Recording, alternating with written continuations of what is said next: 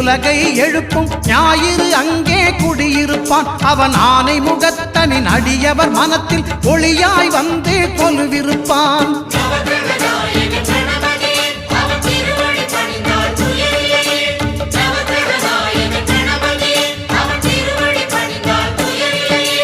ஒன்பது கோளும் ஒன்றாய் காண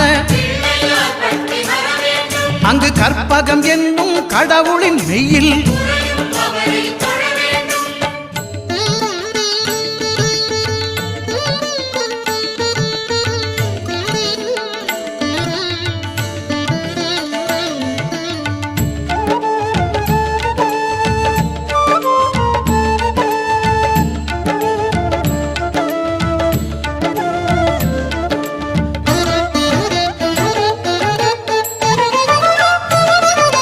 திங்கள் பகவான் திருமுகம் காண